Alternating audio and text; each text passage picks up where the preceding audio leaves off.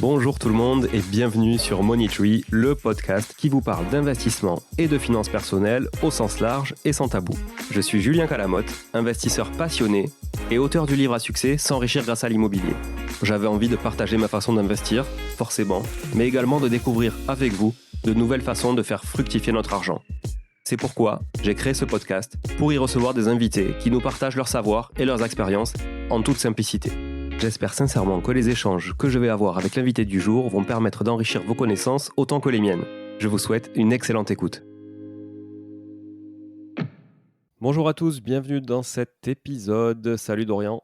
Salut, merci de l'invitation, ça me fait plaisir. Je t'en prie, merci à toi d'être là surtout parce que, écoute, je te suis depuis quelque temps sur LinkedIn où tu es extrêmement présent. Je ne sais pas quel est ton rythme, mais j'ai l'impression quand même qu'on est sur un rythme assez important. Tous les jours, tu publies peut-être? Ben oui, une fois par jour, tous les jours, sans discontinu, voilà. Même les jours fériés?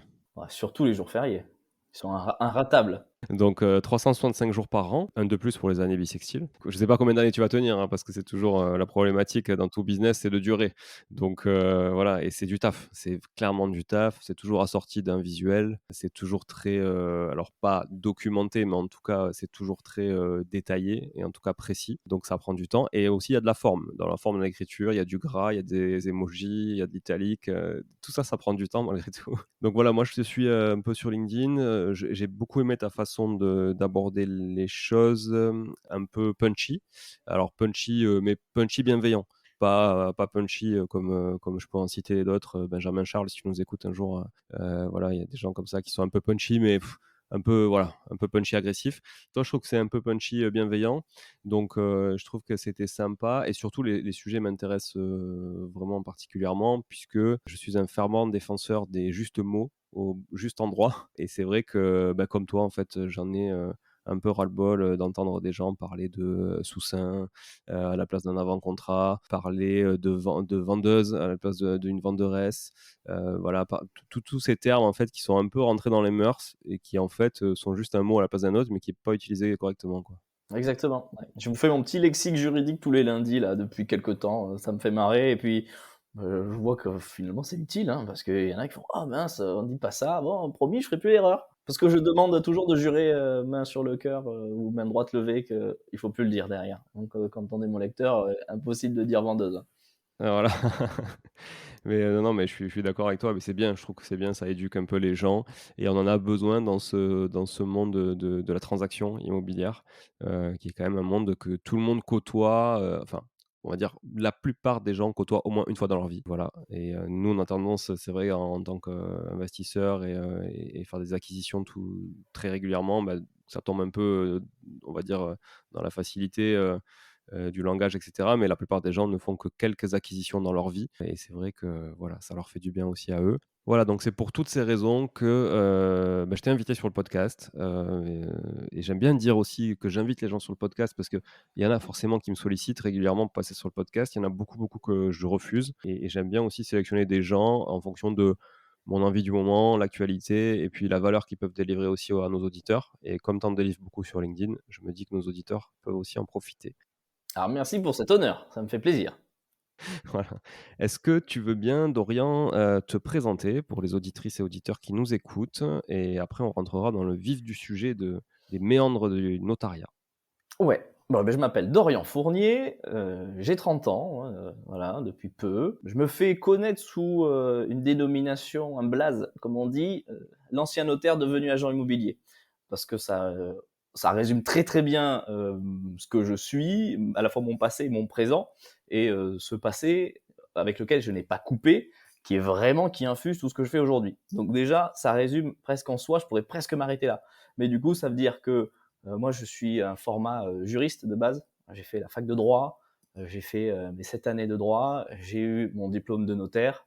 J'ai été très vite nommé notaire salarié à 25 ans, ce qui est jeune, donc j'en suis plutôt fier, mais pour preuve, c'est pas une fin en soi parce que je suis plus. Et là, dans ma pratique courante, je me suis dit, la chaîne de la transaction immobilière, c'est deux acteurs principaux, et quand il y en a d'autres, des professionnels, c'est encore mieux en support, mais au moins 2 acteurs, quasi indispensables et qui travaillent au quotidien ensemble, c'est l'agent immobilier ou, on va dire l'intermédiaire immobilier, quel que soit son statut et le notaire. Or, bah, les 2 manquent de fluidité dans leur communication et dans leur travail commun. Ça, c'est ce que j'ai constaté, ça c'est relativement peu dit, peu admis et pourtant, ils ont des fonctionnements bien distincts, des paradigmes et des cartes mentales distinctes, donc c'est parfois compliqué de travailler ensemble. Or, qui c'est qui paye?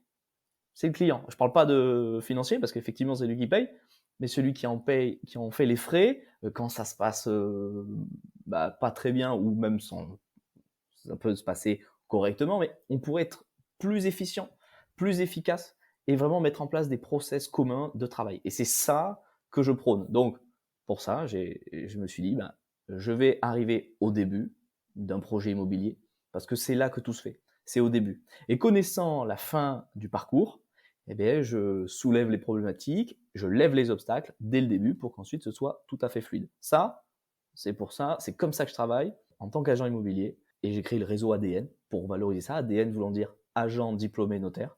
Voilà, comme ça on montre que c'est dans notre ADN justement le notariat. Et que par ailleurs, bah, sur LinkedIn, je parle de ça, mais aussi j'ai vocation de formateur. C'est un bien grand mot, mais j'y tiens finalement parce que je tiens à transmettre ça et que tout le monde puisse en bénéficier. Alors évidemment, c'est pas du bénévolat pour autant parce que je sais qu'il y a de la valeur dans ce qu'on a apporté. Et je dis on parce que je suis pas tout seul dans la démarche finalement et que tout le monde pourrait gagner. Voilà. Et donc voilà, ce sont un peu mes 2 casquettes principales. Agent, pour savoir dire je le fais moi aussi, et ensuite le transmettre. Très clair. Tu vois, ça me soulève des questions chez moi. La première, les autres, je vais les noter pour pas les oublier. Mais la première, c'est, on a tous pour idée qu'un notaire gagne très bien sa vie. On a tous pour idée qu'un agent immobilier peut très bien gagner sa vie, mais rares sont ceux qui la gagnent vraiment bien, au final, parce qu'il y a beaucoup, notamment avec les réseaux de mandataires, et cetera. Bon, on sait que ça a vraiment aussi baissé, la rémunération moyenne des agents, enfin, ou des mandataires. Qu'est-ce qui a fait que toi, tu t'es dit, en dehors de les explications que tu viens de donner, hein, qu'est-ce qui a fait que tu t'es dit: «OK, je suis prêt à mettre de côté» alors tu étais notaire salarié, alors c'est peut-être pas pareil aussi, mais Ouais. qu'est-ce qui a fait que tu t'es dit: «OK, je vais faire agent IMO», alors que j'ai quand même fait 7 ans d'études pour faire notaire, ce qui est quand même, tu vois, du boulot. Je pense que, bon, a priori, si tu as été aussi jeune et tout ça, salarié, c'est que tu étais compétent dans ton métier. Qu'est-ce qui a fait que tu t'es dit: «Je vais passer agent IMO plutôt que rester dans le notariat si tôt?» Vraiment si tôt? J'ai les réponses à toutes ces questions et c'est très clair d'ailleurs. Déjà, pour la petite parenthèse, notaire salarié, c'est le même, on devient officier public, on est notaire, c'est ce qu'il faut comprendre. Après, est-ce qu'on est notaire libéral? C'est parce qu'on a la casquette de chef d'entreprise, on est titulaire de l'office. Notaire salarié, on a les mêmes pouvoirs, seulement, ben, on est salarié, on est payé par un salaire. Mais sinon, c'est le même pouvoir et on est tous les 2 officiers publics. Donc effectivement, moi j'avais un salaire et j'avais pas vocation à percevoir les bénéfices. Cela dit, j'aurais pu me dire, bah, je continue, et pour le coup, ça tombe qu'en ayant quitté, j'ai même eu des propositions d'association. Donc, si vraiment, tu vois, si c'était une voie de garage que j'avais prise, j'aurais pu revenir sur la voie principale. Donc, effectivement, c'est pas ça, c'est un choix bien délibéré, pour plusieurs raisons. Mais déjà, tu l'as dit en introduction, j'ai une voie libérée maintenant sur les réseaux sociaux. Je peux m'exprimer, je peux dire tout ce que le monde feutré du notariat ne permet pas de dire, parce que c'est pas qu'il y a une omerta ou quoi que ce soit, c'est qu'il y a une culture du secret professionnel qui est réelle, qu'on nous apprend et qui est nécessaire pour ce métier. C'est plus qu'un métier, c'est une fonction. Encore une fois, officier public, c'est une délégation de pouvoir de l'État. Donc il y a tout ça qui est sous le sceau du secret professionnel, et donc par principe, les notaires ne sont pas communicants, sont assez mauvais communicants. Ça, c'est une chose aussi que je tiens aussi à insuffler pour ceux qui peuvent s'en inspirer. Donc, une voie plus libre, donc des mouvements plus libres aussi. Si je veux développer des activités de formation, etc., plus larges, et tout projet autour de l'immobilier, toujours avec un lien, on va dire, avec le notariat, hein, tout simplement, eh bien, c'est que comme ça, en tout cas, c'est la meilleure façon que j'ai vue pour le faire et pour l'exprimer.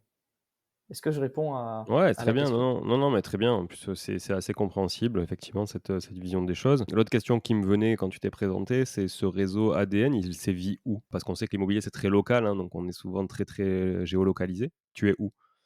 Alors, moi, je suis à Bordeaux. J'ai mon agence qui a une dénomination autre, limite peu importe. Et pour le réseau ADN, nous en avons posé les bases avec 2 associés qui sont en région parisienne. Je dis on en a posé les bases parce qu'au moins ça correspond à la réalité. On n'a pas encore développé. Nous avons essayé dès le début de trouver des personnes mais qui ont ce profil, des anciens notaires. Bon, pour la majorité, anciens notaires salariés, parce que de fait, quand on est notaire associé ou libéral, on quitte un peu moins. Il y en a qui le font, mais moins pour devenir agent IMO. Mais en fait, voilà, on a un peu cherché au niveau national, on en a trouvé, et au stade de développement où on en était, sans notoriété, sans projet, avec un projet réel, un objectif, mais le comment, on l'avait pas. Ça, c'était notre problématique. Donc à ce moment-là, on n'était pas suffisamment fédérateur. Soit on avait en face de nous des anciens notaires devenus agents qui commençaient déjà à bien tourner ou qui avaient une agence qui tournait, ils voyaient pas l'intérêt de se rattacher à une bannière commune. Or, c'était ça, une bannière commune, afficher des valeurs. Soit ils étaient vraiment tout neufs et en fait, ils avaient une difficulté à se lancer réellement. Et là, c'était plus, ils auraient eu plus de besoins, et je le dis sans jugement de valeur vraiment, parce qu'on passe tous par là, ils avaient plus besoin d'un mindset différent, passer de salarié, du notariat en plus, donc avec un handicap commercial, à entrepreneur, agent immobilier avec les aspects commerciaux qui existent quand même.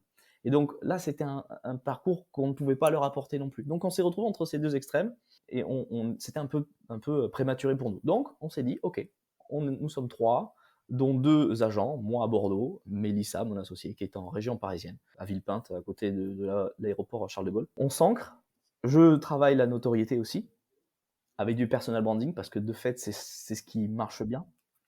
Voilà, parce qu'une marque, on s'y attache de moins en moins.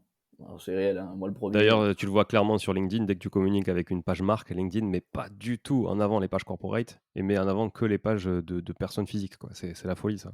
Exactement, exactement. Donc, bah ouais, finalement, tu as l'explication où nous en sommes. Et je me suis dit, ben, en communiquant, certains viendront peut-être à nous. Et effectivement, il y a quelques personnes qui se disent, ah ouais, je comprends les valeurs, je comprends ce qu'il y a derrière. Il commence à y avoir une notoriété de niche. Donc, ok, ça m'intéresse, je veux en savoir plus et peut-être vous rejoindre. Et donc là, assez récemment même encore, des personnes qui m'appellent et qui disent, ah mais effectivement, je t'avais vu il y a 2 ans. Il y en a un, je te suis depuis 2 ans. Mais ça, c'est la majorité silencieuse qui d'un coup se révèle à toi. Mais pourquoi tu n'as jamais pris contact? Et donc voilà, des choses vont se faire, les fils se tendent entre nous, et tant mieux, tant mieux. Mais c'est vrai que c'est long, comme tu dis, j'en parlais en introduction, la plupart des gens qui réussissent dans le business sont ceux qui durent le plus longtemps et effectivement, quand quelqu'un t'a vu il y a 2 ans et qui se réveille aujourd'hui, si 2 ans après toi tu plus là, c'est mort en fait. Il peut se réveiller, tu seras plus là. Ça se travaille. Ouais, ça se travaille.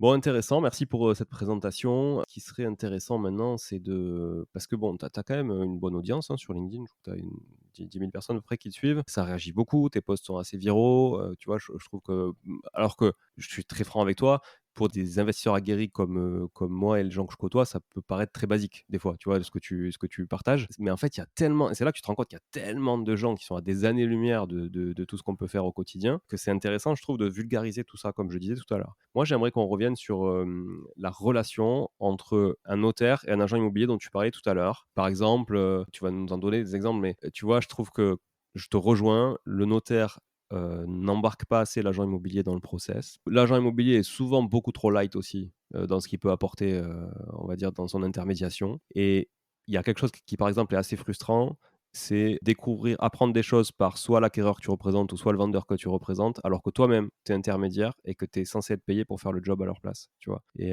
voilà. Qu'est-ce que tu peux constater, toi? Qu'est-ce que tu as constaté dans ta double vie d'ailleurs, on va dire, de problèmes critiques, entre les relations notaire agent/acquéreur et vendeur, parce qu'au final, comme tu dis, c'est eux qui trinquent au milieu. Honnêtement, les exemples, mais ils sont infinis. Vraiment, il y a autant de transactions immobilières qu'il y a de biens, et autant de transactions immobilières qu'il y a de vendeurs, et autant de transactions immobilières qu'il y a d'acquéreurs, et autant de transactions immobilières qu'il y a d'intermédiaires. Donc là, le recoupement entre chacun d'eux fait qu'il y a une infinité, littéralement, de possibilités. Et autant de moments où ça peut gripper. De bonne volonté, de bonne foi ou pas. Donc vraiment, tu vois, rien que quand on pose la base, il y en a plein. Alors, petite parenthèse, j'aime bien faire des parenthèses et des rappels. On dit trop souvent agent immobilier, et même moi je faisais l'erreur en tant que notaire, mais en fait, agent immobilier, c'est une profession réglementée et un titre. Il y a énormément maintenant, ce que tu disais, de réseaux de mandataires, réseau ou pas réseau d'ailleurs, Un mandataire, c'est un agent commercial, ce n'est pas un porteur de la carte T, donc normalement, c'est pas ce n'est pas un agent immobilier. Je ne dis pas qu'il ne fera pas un bon travail, mais il ne peut pas avoir le titre d'agent immobilier. Voilà. Je le dis juste parce que c'est même une erreur que je faisais dans le notariat. Je me permets, Dorian, une parenthèse supplémentaire, on va dire décrochée, dans le sens où effectivement, tu dis, ça ne veut pas dire qu'il fera pas le même boulot, qu'il fera même pas un meilleur boulot que l'agent immobilier. Pourquoi? Parce qu'en fait, c'est extrêmement facile d'avoir une carte T aujourd'hui ou une carte G, parce que c'est pas relatif forcément à une formation dans l'immobilier ou un backup immobilier, parce qu'aujourd'hui, avec un bac plus 3 en commerce, tu peux être agent immobilier sans avoir fait immobilier de ta vie. Donc effectivement, il n'y a pas vraiment de corrélation entre le savoir et le savoir-faire, tu vois? Exactement. Les conditions d'accès à une carte de transaction ou une carte de gestion, c'est vrai qu'elles sont assez étonnantes. Parce qu'un bac plus 3 en commerce, en éco ou en droit te permet de l'avoir, ou sinon un BTS IMO. Et donc là, sur le diplôme inférieur, entre guillemets, et encore une fois, pas de jugement de valeur, là, il est spécialisé en IMO, ce qui est absurde sur l'autre, plus de l'expérience, ou alors 10 années d'expérience quand même dans les métiers de l'immobilier qui valident les acquis. Donc moi, je préfère encore le 2 et le 3 que le 1. Hein. Je suis d'accord avec toi.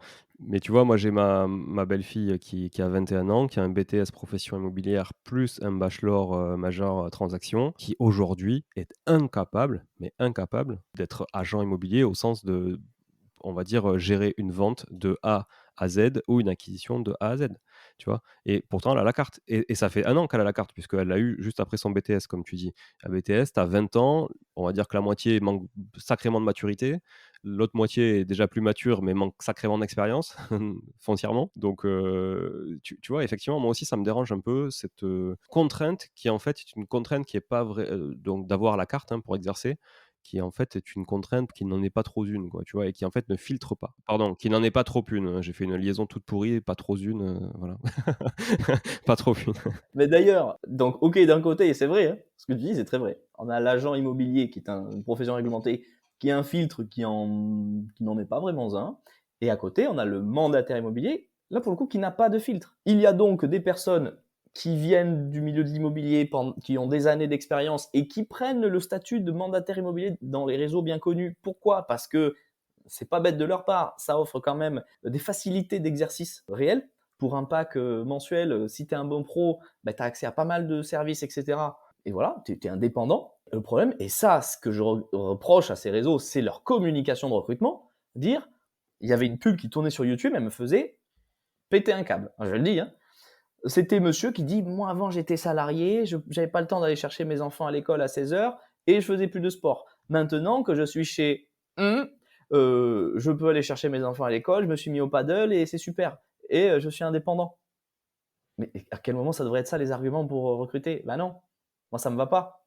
C'est passé sous silence le fait que c'est un vrai métier avec une expertise. Les gens, on les engage dans l'acquisition, dans la vente de leur toit, du toit de leurs enfants, sur un bien immobilier qui, par définition, en tout cas pour la majorité des gens, va représenter 80-90% de leur patrimoine et des centaines de milliers d'euros investis.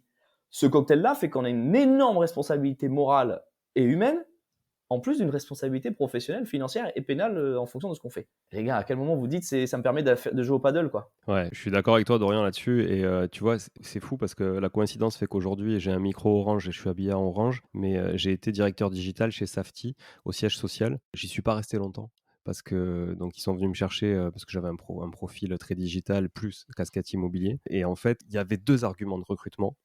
Donc moi, j'ai pas de problème à citer les réseaux, hein, parce que, voilà, j'ai même testé IAD en tant qu'agent co il y a quelques années, tu vois, pour me familiariser un peu avec le domaine. En fait, il y avait 2 arguments de recrutement, c'est liberté, rémunération. C'est les 2 trucs qui font rêver les gens, en fait. Plus de temps en gagnant plus d'argent. C'est c'est De promesses fausses alors, en plus. Ouais, 2 promesses extrêmement vraies pour les très, très bons, mais qui in fine n'ont pas forcément besoin finalement, à part comme tu dis d'avoir des outils à moindre coût, pas forcément besoin d'adhérer à un réseau comme ça parce qu'ils sont tellement bons, ils ont tellement leur propre réseau en local déjà qu'en fait, ils font le job. À ces gens-là, il en manquerait peut-être juste qu'une carte en fait, tu vois, pour le faire et créer une équipe et développer leur propre équipe et pas juste un système de parrainage à la con où on te fait croire en plus que tu es en train de développer un fonds de commerce que tu vas pouvoir revendre. Bon, j'attends vraiment de voir combien on va valoriser les filleuls d'un parrain chez IAD, quoi. Ça, je ne sais pas dire. Je peux même pas me prononcer, je n'en sais rien, donc En termes d'actifs, ça me paraît assez bancal, si tu veux. Voilà. Donc, enfin, je vois pas comment un expert comptable peut vraiment valoriser un truc comme ça, mais bon. Et donc, effectivement, j'ai bien vécu le truc. Et sur ce que j'ai bien vécu aussi, c'est 40 de turnover sur les 12 premiers mois. Et pour les raisons qu'on expose là ensemble aussi aujourd'hui, tu vois. ah, ils se prennent un mur quand ils sont face à la réalité, mais c'est évident, c'est mensonger, c'est criminel de faire croire que ça y est, nouvelle vie, tu vas prendre une fusée et tu vas te retrouver, dans les étoiles, dans 6 mois, quoi. Bah, dans 6 mois, tu auras peut-être, si tu fais tout très vite et très bien, tu auras peut-être une première rémunération dans 6 mois et encore, même ça, c'est Et souvent, la plupart des gens qui, alors pas la plupart, mais en tout cas une partie des gens qui adhèrent à ces réseaux-là, comme tu le disais, il y a, bon, il y a des redevances à payer, hein, il y a un pack qui s'appelle le pack, mais en fait, bon, c'est normal parce que derrière, il y a des coûts de communication, de publicité, etc. Bon, voilà, c'est comme un réseau de franchise, hein, tu payes des royalties, tu payes pour le marketing, etc. C'est normal, entre guillemets, économiquement parlant. Par contre, il y a beaucoup de gens qui sont incapables d'avoir 6 mois d'avance de ce pack en termes d'épargne personnelle et qui se lancent quand même là-dedans, comme tu dis, en ayant peut-être au mieux une commission dans 5-6 mois, quoi. Voilà. Mais qui sont même pas capables de payer les 6 mois à 150 euros ou 190 euros, tu vois. Et ça, tu te dis comment tu peux te lancer là-dedans, dans un truc hyper bancal en matière de rémunération, en ayant été bouché la veille. Et franchement, je pense qu'il y a des bouchers qui peuvent faire d'excellents agents co. Mais après, j'ai rien contesté. J'ai pris un exemple au hasard, tu vois, et en te disant, mais de toute façon, j'aurais même pas la trésor pour payer plus de 6 mois. Donc, si au bout de 6 mois ça marche pas, ben, j'arrête et je ferai autre chose, quoi. et la problématique, alors problématique, certains ont un bon réseau local. On reprend l'artisan du coin, hein, le commerçant du coin. Vraisemblablement qu'il a un beau réseau local. Et donc, il peut activer son réseau. Des gens lui font confiance dans un domaine. Bizarrement, l'humain fonctionne comme ça. Il va te faire confiance dans ton nouveau domaine, alors que là, il faudrait pas. Et il va faire peut-être 2-3 ventes, avec peut-être perte et fracas. Ça tombe qu'il y a un notaire qui peut cadrer les choses, mais ça risque d'être compliqué parce que rattraper des trucs, pour l'avoir vécu des dizaines et voire des centaines de fois, personne n'est jamais à l'aise avec la situation. Et donc, bon an, mal an, il y en a qui font leur truc et qui partent après parce que, bah ouais, je pensais pas que c'était ça, je pensais pas qu'il y avait autant d'investissements personnels. Ah ben en fait, il y a plein de trucs juridiques. Bah oui, oui, c'est la vente la plus juridique qu'on trouve dans notre système, hein. Vendre une voiture, c'est moins juridique. Enfin, voilà. Même des actions, ça s'achète sur des applis. Bien immobilier, bah non. Il y a vraiment des risques réels en plus. Ouais, je suis d'accord. C'est un vrai, non, mais c'est un vrai métier, comme tu dis. Et voilà. Donc, du coup, pour en revenir aux relations, parce que tu vois, on s'était dit, hein, avant l'épisode, que de toute façon, ça serait décousu parce que c'est comme ça. Bon, ça va, on recoue derrière, hein. Ouais, c'est ça. Voilà, tout se refait. Les relations, du coup, revenons aux relations entre ce notaire et cet agent commercial, parce que c'est parti de là. Pour la majorité, finalement, agent co plus qu'agent IMO, parce qu'on va dire qu'un agent IMO délègue à plus d'agents co. Donc, on a plus d'agents co que d'agents IMO au final sur le terrain. Comment ça se passe de manière générale et qu'est-ce que tu as pu constater, même si tu me disais que tu avais des milliers d'exemples? Ouais, alors, on va commencer par la médiane. Le truc qui se passe. Ça veut pas dire que ça se passe mal, mais ça pourrait vraiment se passer mieux. Le notaire, déjà, il arrive un peu tard hein, dans l'opération.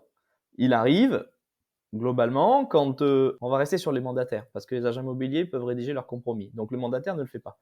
Il adresse au notaire un dossier, au notaire choisi par le vendeur et ou l'acquéreur, ou chacun des deux. Il envoie un dossier disant, ben voilà, monsieur et madame, ou telle personne vend ce bien au profit de tel acquéreur que j'ai trouvé, pour lequel j'ai négocié la transaction, moyennant tel prix, il y a des honoraires de transaction de temps, et déjà ça, rien que ça, on n'est pas sûr de l'info. Souvent, on n'est pas sûr de l'info, et ça paraît bizarre, hein. Mais est-ce que c'est charge vendeur? Est-ce que c'est charge acquéreur? Honoraire compris, mais charge vendeur, charge acquéreur. Déjà, il y en a beaucoup, il y a des flottements là. Donc, rien que sur ça, avec le premier mail d'info, parce que tout se fait par mail, c'est logique, hein, c'est bien, c'est un écrit instantané. Déjà, il y a souvent des flous, trop souvent des flous. Certains nous envoient une fiche détaillée, déjà, avec les identités, etc. Les premières pièces justificatives, pièce d'identité des parties. Le titre de propriété, alors ça, c'est aussi problématique. Le titre de propriété, l'acte d'acquisition, l'acte notarié d'acquisition, ou l'acte notarié de donation, ou de succession, parce qu'un titre de propriété, c'est pas qu'une acquisition. Mais ça, on l'avait pas systématiquement, et très souvent, trop souvent, hein, c'est pas la majorité, mais vraiment une vraie part, hein, c'est pas anodin, seulement une attestation du notaire sur 2 pages, 3 Parce pages. que c'est plus léger. C'est plus léger, mais ça dit rien surtout. C'est tellement léger que ça dit pas grand-chose. Oui, ça dit le prix, le bien, les parties.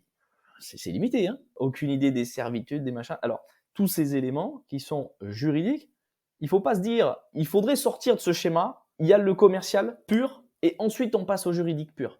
Parce que le juridique ne peut que soutenir le commercial. Il faut que le juridique soutienne le commercial. S'il y a une servitude de passage et qui est pas visible spécialement sur le bord de ton terrain pour que le voisin derrière y accède, il faut le dire parce que ça pourra avoir un impact sur le prix déjà. Si tu n'en informes pas ton acquéreur, eh ben, s'il le découvre après, il peut te claquer entre les doigts. C'est même dans l'intérêt premier du conseiller immobilier. C'est vraiment ce que je dis à chaque fois. C'est dans l'intérêt premier du conseiller immobilier que tout soit su, que tout se passe bien. Si c'est le notaire qui le fait découvrir, on arrive dans, on renégocie, on perd du temps, et le notaire passe pour celui qui fait perdre du temps. Est-ce que ça correspond à peu près, je t'ai fait un schéma un peu classique, mais déjà quelques petites problématiques qui sont très récurrentes. Ouais, ouais, non, mais je le vois très bien, tu vois, j'ai la bonne image de ce mail, effectivement, en récap, où il manque beaucoup d'informations. Et il y a plein d'éléments, tu vois. Tiens, ben, je vais reprendre, je prends un dossier classique. Quel est pour toi le mail idéal comme ça, d'un transfert d'un dossier, enfin, en tout cas, on va dire de l'information, hein, parce que le notaire, en fait, la veille, il est pas au courant hein, qu'il y a ce mail qui arrive et cette vente qui va arriver. Allez, au mieux, il est très en vogue avec enfin, il a de bonnes relations avec son acquéreur ou son vendeur, il s'est fait avertir, ou avec l'agent, voilà, parce que l'agent est chez lui tous les jours. Mais pour la majorité, on va dire qu'il voit les acquéreurs une fois tous les 10 ans. Donc, ils n'ont pas une relation vraiment pérenne. D'ailleurs, les gens disent souvent, oui, j'ai mon notaire, j'ai mon notaire. Bon, à vrai dire, le notaire, il a fait deux acquisitions dans la vie.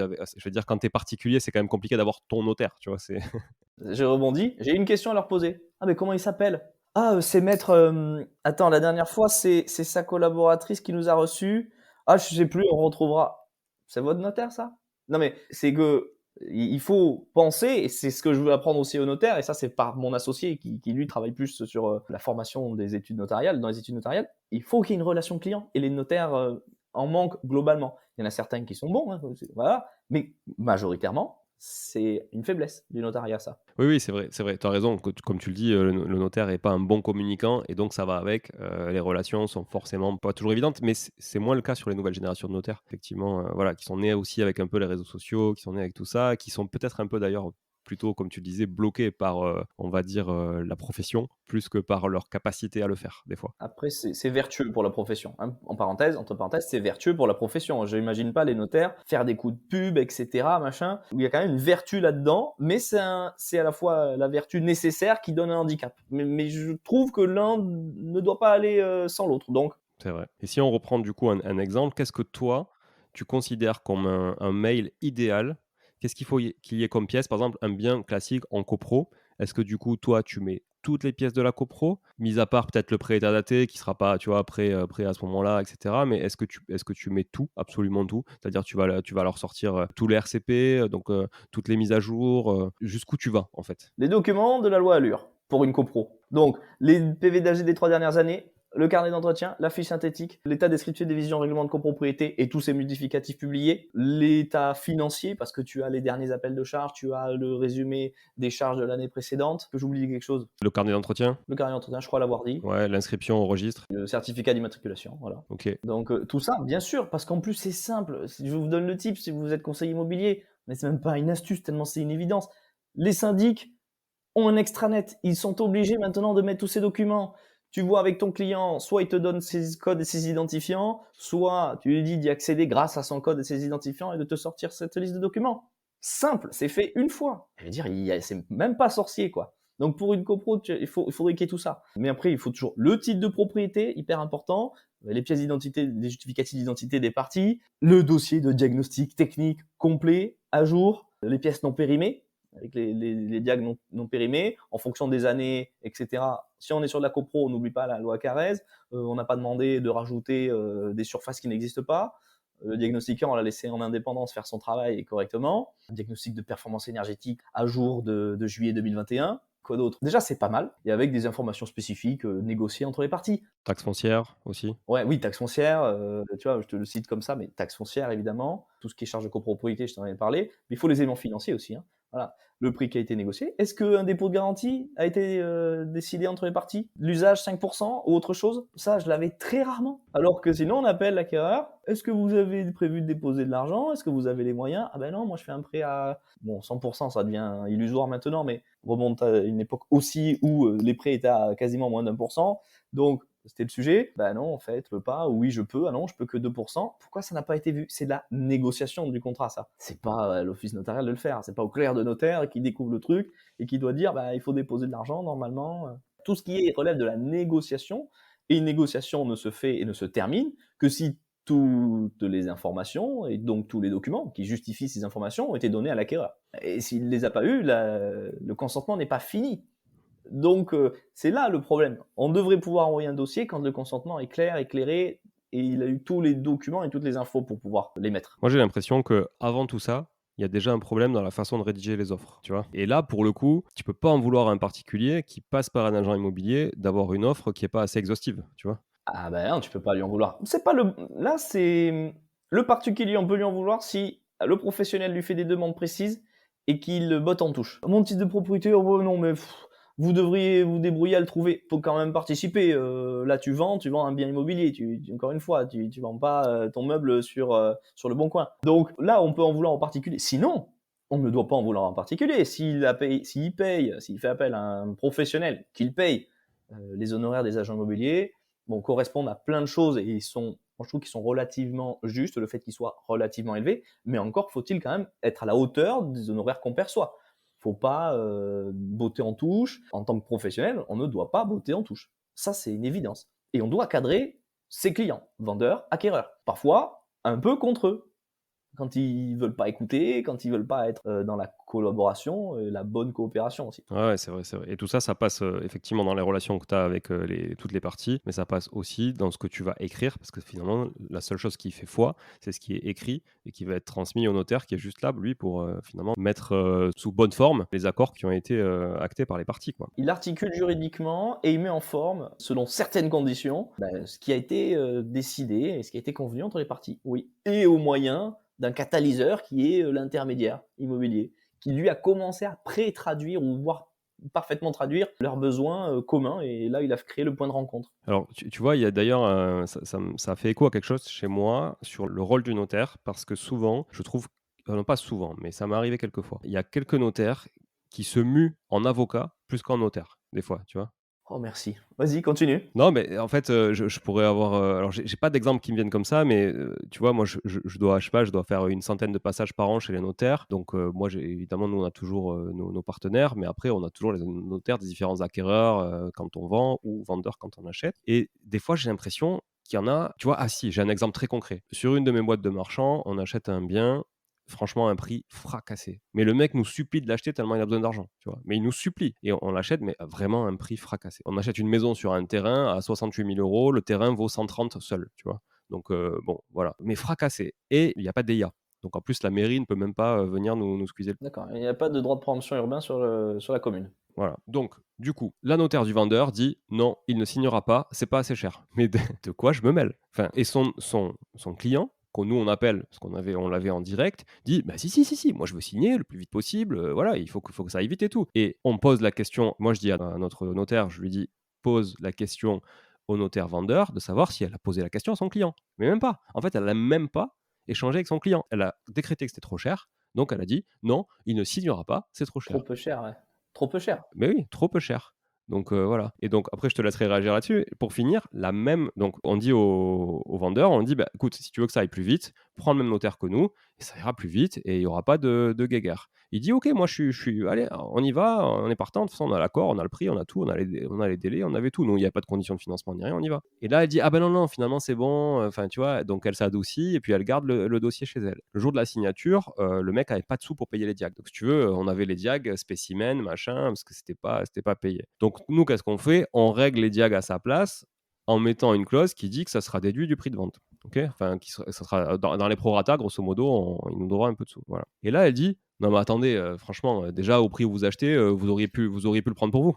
Mais j'avais envie de lui dire: «Mais à quel moment, toi, tes émoluments, tu les prends pour toi, en fait?» Tu vois? Et tu les fais pas payer à ton client qui est soi-disant dans le besoin. Et ça, bon, c'est un exemple récent qui m'est arrivé, mais il y en a d'autres. C'est quoi ton retour là-dessus? Parce que tu avais l'air assez, du même avis. C'est vraiment drôle que tu abordes ce sujet parce qu'il est jamais abordé. Alors que moi j'ai une conviction, c'est de dire, alors, le notaire et l'avocat. Encore une fois, un tabou que moi je m'en fous, je le brise. Bah, les deux professions ont des paradigmes, encore une fois, tellement différents que souvent ils se comprennent pas et parfois il y a une guéguerre douce, mais il y a une guéguerre quand même. Alors, pourtant on a un même background initial et après ça commence à diverger parce que le notaire c'est le juge de l'amiable, on appelle, hein. Pas juge évidemment, mais juge de l'amiable. L'avocat, de fait, c'est l'homme d'une partie. Ah, l'homme ou la femme, hein, et, l'humain, le professionnel d'une partie, avec un point de vue judiciaire, un point de vue contradictoire. Quelqu'un s'oppose à quelqu'un d'autre. Le notaire, étant le juge de la même, il est au milieu. C'est l'homme du contrat, le notaire, pas l'homme d'une partie. Donc c'est travestir le rôle du notaire qu'on nous a inculqué. En fait, il faut admettre que la fac de droit et l'enseignement qu'on reçoit, ça nous cadre, ça nous met dans des cases, on a un formatage. Ok. Moi, petit à petit, là, ça commence à vraiment être bien fait, mais j'ai cassé ce formatage, je le garde, ok, mais malléable. Je vais pas faire n'importe quoi, mais au moins je me rends compte qu'il y a des choses dans lesquelles j'étais formaté. Bref, on n'a pas ce même formatage, et le notaire lui demandait de plus en plus, parce qu'il y a eu une grande communication des notaires, je ne comprends toujours pas pourquoi, je m'en suis pas ouvert à qui que ce soit pour l'instant, je comprends pas pourquoi les notaires ont autant valorisé le fait d'avoir 2 notaires, effectivement c'est le même prix, ils se partagent les émoluments, mais pourquoi le mettre en avant? Alors que les notaires, par principe, sont un professionnel du contrat, neutre, qui est censé être neutre, et non professionnel qui défend une partie. Donc si on leur demande d'endosser un rôle qui n'est pas le leur structurellement et culturellement, ils le font mal. Ils le font de façon déplacée, comme toi, pas au bon endroit, pas au bon moment, alors qu'ils ne devraient pas le faire. Même avec 2 notaires, c'est pas trop censé être 2 notaires pour chaque partie, c'est 2 notaires pour un contrat. Et en plus, là où elle a mal perçu sa mission, c'est qu'il y a bien une seule chose sur laquelle le devoir d'information, l'obligation d'information qui résulte du code civil ne porte pas, il y a bien une chose sur laquelle elle ne porte pas, c'est sur le prix. C'est la seule chose sur laquelle le devoir d'information n'est pas à donner. Mais tout le reste, oui.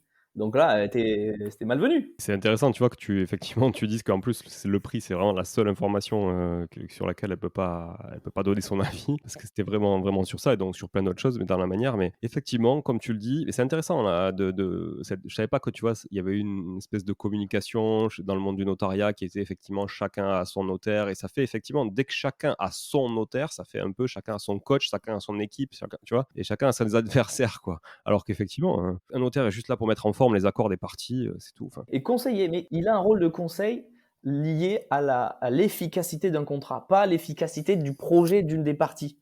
Il faut que les 2 projets s'entremêlent. C'est que comme ça c'est la culture pure du notariat. Et là, pour moi, ça se délite à coup de mon notaire, voilà. Mais pourquoi? Parce qu'en fait, vous savez que les notaires ont dit depuis plusieurs années, mais chacun peut prendre son notaire, ce n'est pas plus cher. Oui, c'est vrai, mais est-ce que c'est utile et même seulement souhaitable? Je trouve pas. Un notaire qui fait bien le travail, déjà il centralise tout, il peut vraiment jouer son rôle d'équilibre du contrat, quoi, de faiseur de l'équilibre du contrat. C'est vrai que là où ça peut avoir d'intérêt, c'est qu'à contrario, si, le notaire n'est pas suffisamment, tu vois, regardant ou pointu, ça peut challenger les idées et du coup, voir des choses aussi que l'autre partie n'aurait pas vues. Ce qui est vrai aussi, peut-être plus sur des acquisitions très spécifiques, mais vraiment sur ce qu'on appelle les actes courants, les ventes traditionnelles, si on peut dire. Si on a un bon notaire, ça veut rien dire un bon notaire, mais si on a quelqu'un qui est assez rigoureux, qui fait les choses bien, qui est pas dans le sens de l'arrangement de l'un plus que de l'autre, bon ça c'est ma culture personnelle pour le coup, même en tant qu'agent immobilier, hein, c'est d'avoir un équilibre du contrat. J'ai cet héritage, je le garde, j'y tiens. En fait, si on a un bon notaire, c'est bon, ça roule. Et puis, il reçoit l'info du vendeur en direct, de l'acquéreur en direct, il mêle ça, il répercute les bonnes infos, plutôt que d'avoir 2 notaires avec leurs propres standards. Donc, on appelle le ou la standardiste qui s'en réfère au clerc de notaire, qui, si le sujet le nécessite, va s'en référer chacun à son notaire, dit OK, il va appeler l'autre clerc de notaire qui va devoir s'en référer à son propre notaire. Tu vois, c'est chiant rien que quand je le fais.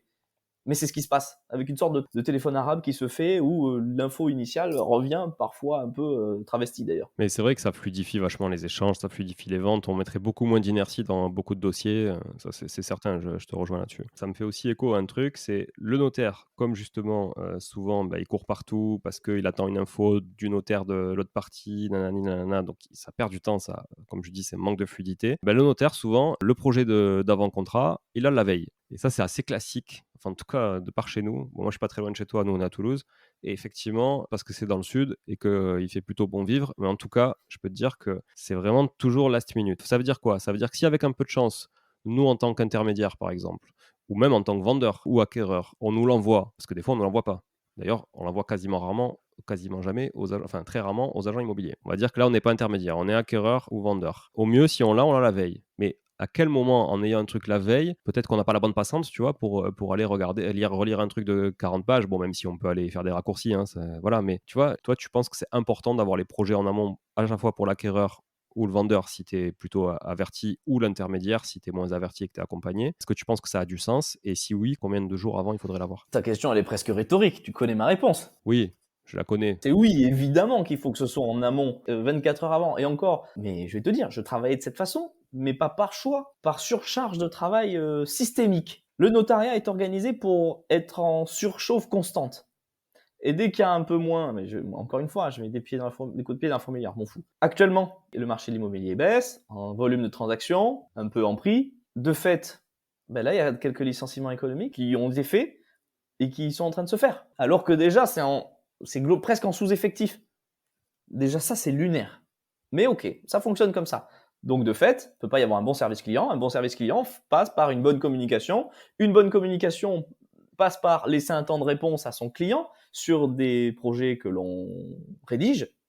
Et donc, il faudrait que ce soit, allez, vraiment au moins 72 heures avant pour pas être trop exigeant. Mais si on pouvait avoir une petite semaine avant, ce serait pas mal. Après, ça laisse le temps de faire une navette ou deux, se dire, bah non, là, regardez, sur mon prénom, il manque ça, ou là, la clause, c'est pas tout à fait comme ça qu'on l'avait envisagé, est-ce que vous pouvez amender ça? Ok. Donc, une petite navette, et globalement, 48 heures avant ou 24 heures avant, on a un truc sur lequel tout le monde est ok. Et en fait, le rendez-vous de signature de l'acte n'est qu'une formalité. Pour un avant-contrat, le notaire va dire, ben voilà comment ça va se passer, etc. C'est plus, viens, on fait ensemble la chronologie, vous allez devoir demander le prêt dans tel délai, etc. Plus que l'accord tel qu'il est fait, parce que tout le monde l'a vu, tout le monde l'a lu, et tout le monde s'est mis d'accord. Donc, et ça, c'est des choses que l'on voudrait aussi transmettre, que l'on veut transmettre et que l'on transmet. Encore une fois, je te parlais rapidement de mon associé. En 2 mots, lui, il a exercé pendant 10 ans dans le 92, et c'est un fou de l'optimisation. Un fou de l'optimisation, mais vraiment à un point inimaginable. C'est pour ça que j'en ai fait mon associé. Et lui, il a développé une méthode de travail dans les études dans lesquelles il bossait, mais vraiment, ça permettait de faire des résultats de fou, une organisation qu'on ne voit nulle part ailleurs. Et ça, on veut la transmettre. Depuis cet été, je le pousse à transmettre ça. Et donc, d'en faire un réel business, au sens, moi, j'ai pas de problème avec ça, de dire, mais on vous vend une prestation, mais ça va être le jour et la nuit pour vous. Et c'est vrai qu'il a soulevé des façons de faire classiques. Et c'est vrai que quand il me dit, on pourrait faire ça, enfin, je l'ai fait, donc on pourrait le faire. Je dis, mais oui, c'est une évidence. Pourquoi on fait pas ça? Et ça passe aussi, comment s'organiser pour être en mesure de produire les projets d'actes 10 jours avant et les avoir envoyés aux clients. Et ça évite tellement de problèmes. Et ton agenda se décharge parce que tes rendez-vous, ils font 1 heure et vraiment pas plus. Dans toutes les entreprises, hein, il y a comme ça des besoins organisationnels, il y a des consultants en organisation, il y a voilà, comme tu dis, j'ai l'impression que c'est de ça que tu parles, hein, ton associé, il pourrait être consultant en organisation du coup, pour les études notariales, donc OK. Alors d'ailleurs, tiens et je dis études notariales, bon pour moi c'est un réflexe, mais pour beaucoup, il y en a qui vont appeler ça cabinet. C'est quoi la différence entre un cabinet et une étude du coup, dans le monde du droit? C'est juste que tu l'as vu sur un de mes posts, c'est pour ça que tu me le dis ou c'est parce que ça te vient? Sûrement, j'ai dû le voir passer dans un de tes posts, mais je c'est vrai que j'entends des gens, mélanger, cabinet, Alors, c'est d'usage, on dit un office, c'est celui qui accueille un office notarial, donc des offices notariaux au masculin, c'est un peu moche, mais c'est comme ça. Donc un office, celui qui accueille, c'est le lieu de travail d'un officier public. Donc huissier, maintenant devenu commissaire de justice, avec les commissaires-priseurs, notaire, je crois qu'il y a les greffiers des tribunaux de commerce, qu'on appelle aussi maîtres, et peut-être les mandataires judiciaires, mandataires liquidateurs. Voilà, je crois que c'est ceux-là qui sont officiers publics, on appelle maîtres. C'est pas parce qu'on appelle maître que tu es officier public, parce que de fait, les avocats, c'est pas le cas. Et donc, les avocats, ils ont un cabinet, tout comme un cabinet médical, etc. Donc, c'est ça. Bon, c'est culturel, c'est historique. et donc office et études, c'est la même chose? Oui, et études, c'est la même chose. Là, j'avoue que je ne sais pas trop pourquoi on dit office et études, mais en tout cas, et une étude du coup, une étude notariale. Et on ne dit pas étude pour un avocat, encore une fois, c'est cabinet. Mais cabinet de notaire, ça n'existe pas. Bah, oui, oui, non. Ouais, j'avais fait un post au chiotte le cabinet. Ah ouais, chiotte le cabinet, alors ça me parle ça doit mais oui, oui, non, cabinet, avocat, cabinet de podologie aussi, Oui, oui, les médecins, la médecine, c'est cabinet également, cabinet d'archi, aussi. Non, cabinet d'architecture? Bureau, ouais, bureau ou d'études, études? ouais, bureau, études, je sais pas. Moi, tu vois, là, encore une fois, voilà, bon, j'ai voulu ouvrir je sais pas, tu vois, je préfère parler de ce que je sais, c'est mon domaine. Après, les archives, vous nous direz comment on dit.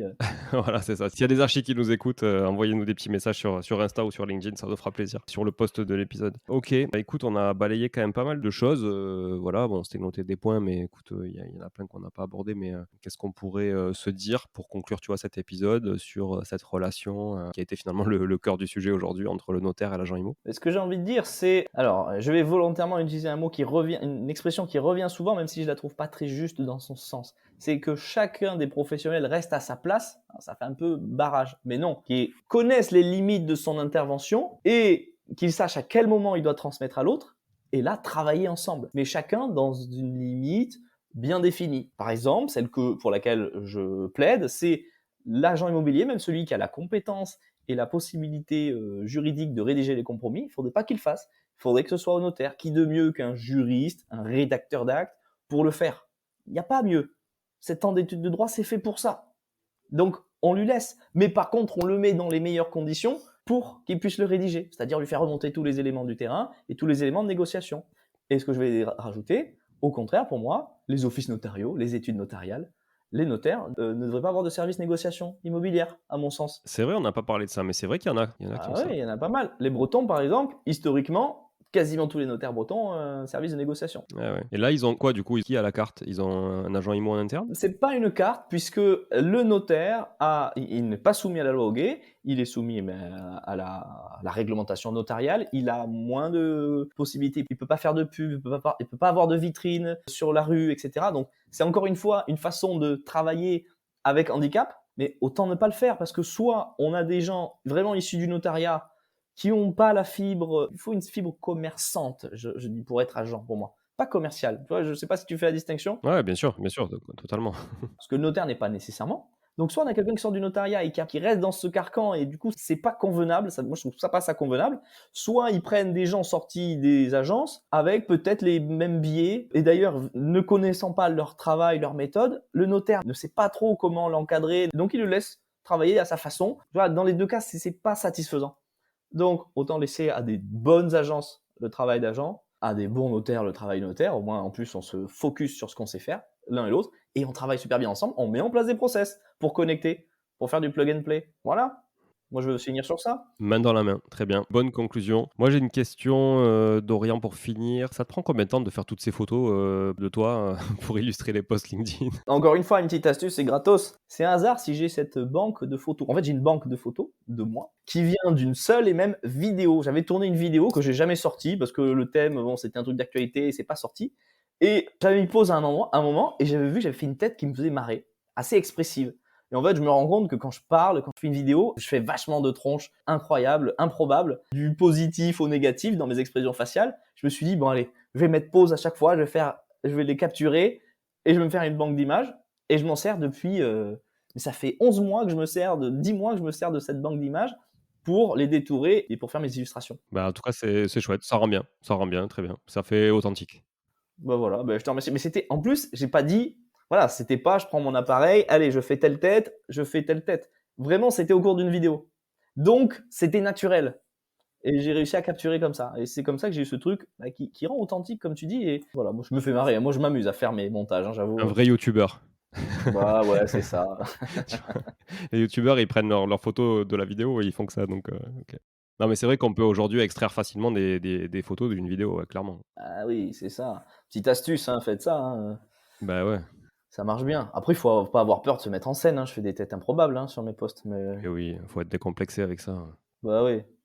OK, moi je vais partager un peu, tes réseaux, donc Dorian Fournier avec ER, parce qu'il y a plein de Fournier différents. C'est vrai. Fournier avec ER, donc Dorian, Dorian, mais vous avez tout dans le titre de l'épisode, quoi qu'il en soit. On vous mettra aussi le lien du profil LinkedIn dans la description de l'épisode, le profil de Dorian. Tu sévis sur d'autres réseaux ou pas? Ou c'est majoritairement LinkedIn? Alors, LinkedIn, c'est là où j'ai le terreau le plus fertile et j'ai trouvé mon ton. Je retranscris tout. Je fais et je pense les posts nativement pour LinkedIn, mais je les retranscris tels quels sur Instagram. Donc, ça prend un peu moins, mais de fait, parfois, il y a des bonnes surprises. Puis, bah, j'ai un YouTube, mais bon, ça fait un petit moment que je ne l'ai pas alimenté. Il y a pas mal de choses du passé, par contre, et j'y reviendrai un jour. Mais LinkedIn principalement, ouais. Je vais te suivre sur Insta. Tu vois, je savais même pas que tu avais une page Insta. Ah oui, Réseau ADN, c'est ça? Réseau ADN ou Dorian Fournier, je pense que les deux sortent. Et maintenant, je me suis rendu compte, si tu tapes Dorian Fournier sur Google, j'ai une fiche personnelle qui s'ouvre maintenant, c'est génial. Je me suis rendu compte de ça. Donc c'est plus facile de me trouver maintenant, ce qui était pas le cas, avant. Dorian Fournier sur Google et puis en fonction des réseaux que vous utilisez, vous pourrez le suivre et vous verrez, franchement ça vaut le détour. C'est vraiment, comme on le disait, authentique, mais en plus d'être authentique, c'est surtout, utile parce que sur LinkedIn, il y a quand même beaucoup, beaucoup, beaucoup de bullshit. Donc voilà, il faut faire le tri, mais en tout cas, gardez, vous pouvez, c'est quoi? C'est la cloche? Je sais pas, activer les notifications en tout cas ou pour que les posts, LinkedIn remontent, de Dorian, je pense que ça vous fera pas de mal en tout cas à tous les auditrices et auditeurs qui nous écoutaient. Voilà. Merci encore, Dorian, pour ta disponibilité. Un grand merci à toi. L'invitation, super, super, merci. Et puis d'aborder ces sujets-là que finalement, certains, j'ai tendance à plus les aborder, mais d'autres non. Donc vraiment merci pour voilà, cet échange. C'est ça. Bah, vraiment un plaisir partagé et puis merci à tous les auditeurs, toutes les auditrices aussi d'être là, plus nombreuses et nombreux chaque semaine à nous écouter. Donc c'est grâce à vous, vous le savez, à chaque fois je vous le répète, mais c'est important de vous donner du feedback. C'est grâce à vous que ce podcast peut exister, continue d'exister et surtout c'est grâce à vous que je me motive à enregistrer des épisodes hyper quali comme aujourd'hui avec Dorian. Enfin, j'essaie de le juger moi-même, c'est toujours un peu compliqué, mais j'ai l'impression qu'en tout cas, je juge la qualité des propos de Dorian et aujourd'hui, j'ai trouvé que l'épisode était très qualitatif. Comme toujours évidemment. Mais merci beaucoup d'être là. Partagez cet épisode autour de vous, non seulement pour faire connaître Dorian au plus grand nombre, parce que voilà, je pense qu'encore une fois, elle peut délivrer beaucoup de valeur, mais aussi pour faire connaître le podcast et puis partager un peu de savoir autour. Vous êtes nos plus grands ambassadeurs donc, et ambassadrices, je dis toujours. On a 25% de filles, tu vois, qui nous écoutent, filles, femmes qui nous écoutent. C'est pas assez. C'est pas mal, mais c'est pas suffisant, ouais. Voilà, donc les filles, vous êtes finalement 25%, donc une auditrice sur 4 auditeurs, parce que vous savez que le masculin l'emporte malheureusement, c'est comme ça. Mais si vous arrivez à la majorité, eh ben, on pourra dire auditrice en majorité. Ouais, il Voilà. faudra le fêter. Et je vous invite, moi aussi, en tant que créateur de contenu, je sais combien c'est important, donc j'en rajoute une couche, Julien. Si vous appréciez le contenu que Julien vous partage, mais vous le partagez avec vos amis qui pourraient être intéressés, vous likez, vous mettez un nombre d'étoiles infini. Voilà, ça s'arrête à 5 malheureusement. Mais voilà, montrez-le. Soyez pas la majorité silencieuse qui fait que ça décourage certains créateurs qui ont des super choses à dire et des super choses à partager. Voilà. Je suis parfaitement d'accord et merci beaucoup pour cette propagande en publicité en tout cas. Merci Dorian et Encouragement. voilà, encouragement. Non, non, mais c'est très, très sympa de ta part. Donc écoutez les bons conseils de Dorian du début de l'épisode jusqu'à la fin et je vous dis à bientôt pour un prochain épisode. Ciao, ciao. Bon, si vous êtes là, c'est que vous avez écouté jusqu'au bout et a priori, l'épisode vous a plu. Si c'est bien le cas, n'hésitez pas à le partager autour de vous. Notez ce podcast sur Apple Podcast et Spotify en laissant un commentaire 5 étoiles. Je ne vous le répéterai jamais assez, mais c'est grâce à vous que ce podcast vit aujourd'hui et peut continuer de vivre en vous proposant un contenu toujours plus qualitatif. Merci encore, je vous retrouve très vite sur un nouvel épisode de Money Tree. En attendant, je vous souhaite la meilleure des réussites dans vos projets et un bon enrichissement. À très bientôt.